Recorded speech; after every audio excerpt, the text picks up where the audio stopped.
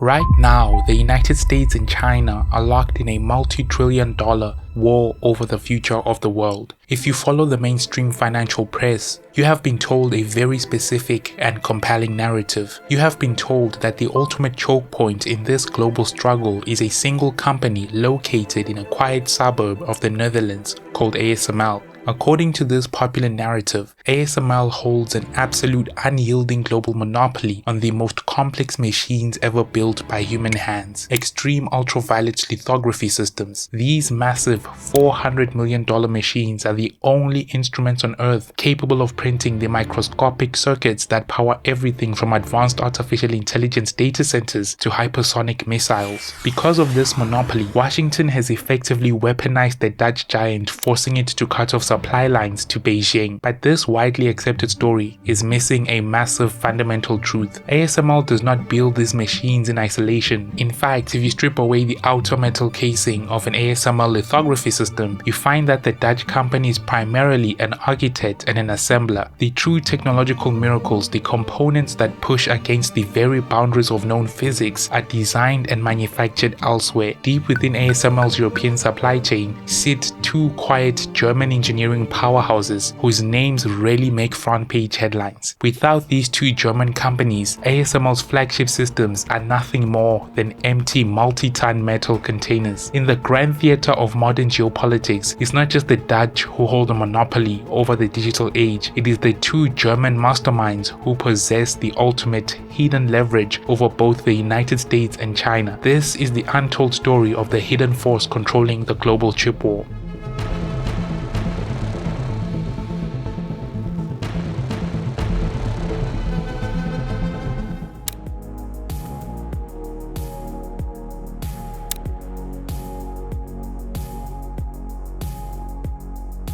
To understand how two German engineering firms came to hold the keys to global technological sovereignty, you have to understand why advanced microchip manufacturing hit a brick wall at the turn of the 21st century. For decades before then, the semiconductor industry followed Moore's law. Every 2 years, engineers managed to double the number of transistors packed onto a silicon wafer, causing computing power to skyrocket while costs plummeted. This exponential growth was achieved by continuously shrinking the wavelength of light used to print the chip designs. For a long time, the industry rallied on deep ultraviolet light, which operated at a wavelength of 193 nanometers. But as transistors shrank to the size of a few nanometers, the lines of light were simply too fat to etch the impossibly dense structures required for modern processors. The industry needed a radically shorter wavelength. They needed extreme ultraviolet light, which operates at an incredibly minute wavelength of just 13.5 nanometers. At 13.5 nanometers,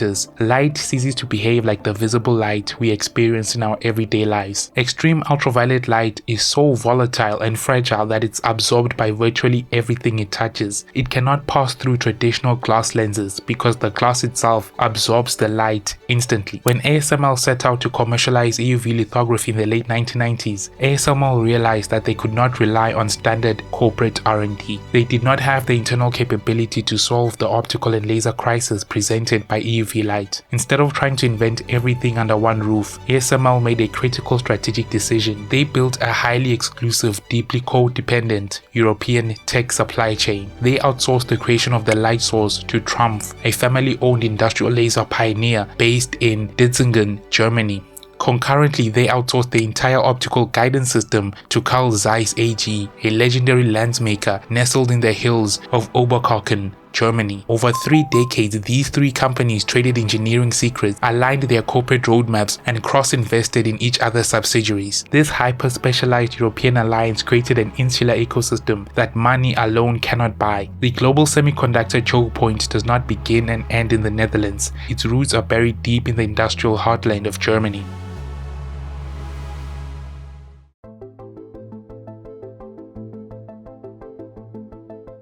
To grasp the sheer scale of technological monopoly held by Germany, we must first look at the brain of the lithography system, which is the optical system designed by Carl Zeiss. Because extreme ultraviolet light cannot pass through glass lenses, Zeiss had to completely reinvent how light is guided. They had to abandon lenses entirely and replace them with a series of ultra-precise reflective mirrors. These mirrors are not the ordinary mirrors you and me think of. The mirror in your bathroom works by using just one thick, shiny layer of metal on top of glass, but the special highly energetic light used to print advanced microchips called EUV light doesn't bounce off normal metal. To get this special light to bounce instead of being absorbed, engineers at Zeiss had to invent a totally new kind of mirror. Instead of one thick, shiny layer, they stacked over 100 alternating layers of two different materials. These layers are almost unfathomably thin, down to the size of individual atoms. This layer cake has to be so perfectly smooth and exact that even if one of those 100 plus layers is off by just a single atom, the whole thing fails. The light gets absorbed and a $400 million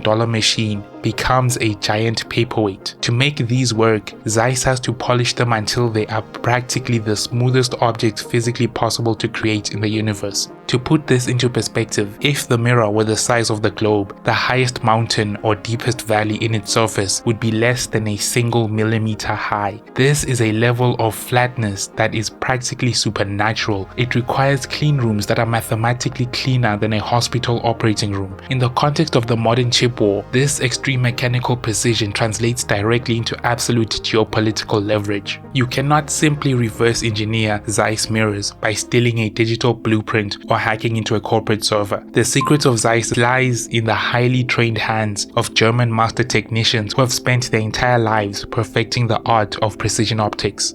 For both Washington and Beijing, the reality is clear. There is no path to advanced artificial intelligence and no path to technological dominance that does not run directly through the optical clean rooms of Oberkochen.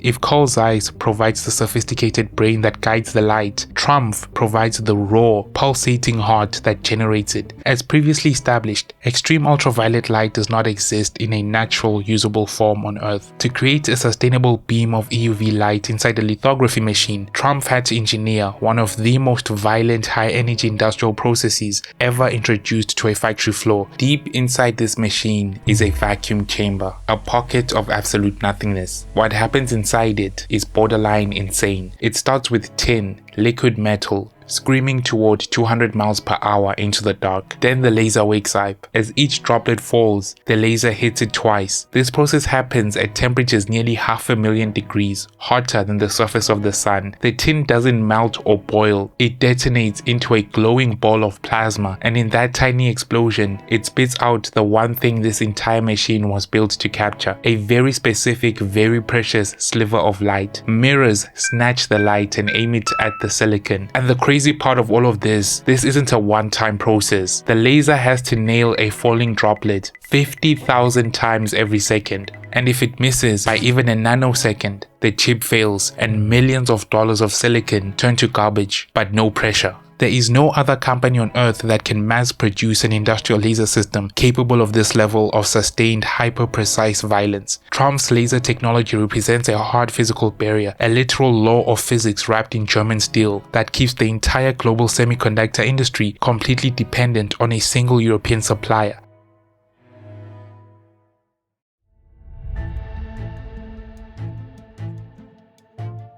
As the geopolitical struggle between the United States and China intensifies, the strategic importance of the German engineering duo has transformed them into the world's most critical open secret. For the first few years of the chip war, the United States used its vast economic influence and foreign direct product rules to pressure the Dutch government into withholding export licenses for ASML top-tier machines. For a time, Washington believed the strategy had successfully frozen China's technological progression, but this assumption underestimated the adaptability of Chinese Chinese engineering. When blocked from buying the newest EUV systems, Chinese semiconductor giants like SMIC began using older deep ultraviolet machines employing a highly complex, expensive process called multi-patterning to squeeze 7 nanometer and even 5 nanometer performance out of legacy hardware. This technological breakthrough shocked Western regulators, making it clear that simply blocking the final assembly of machines was no longer enough to maintain a strategic lead. To truly halt a superpower's technological rise, you have to move further up the supply chain. This realization has placed Carl Zeiss and Trumpf directly in the crossfire of nation-state retaliation. Therefore, China has begun targeting the broader supply chains that these German companies rely on. China has introduced sweeping, highly restrictive export controls on processed rare earth elements. These specific elements are not just minor ingredients, they are absolutely vital for creating the ultra-strong magnets, specialized sensors, and advanced optical coatings that Zeiss and Trumpf use to construct their high-precision hardware. By choking off the raw materials at the very bottom of the supply chain, China is attempting to exert direct counter-pressure on the German masterminds. Now Zeiss and Trumpf are forced to play a delicate balancing act. On one side is the US pressure to restrict trade with China and follow America's prerogative to limit Chinese technological advancement. On the other side, they have to keep good relations with China so that they are not cut off completely from the critical rare earths they need to build their machines. It remains to be seen for how long the two German firms can manage this delicate balancing act before they are forced to pick a side. Thank you for watching.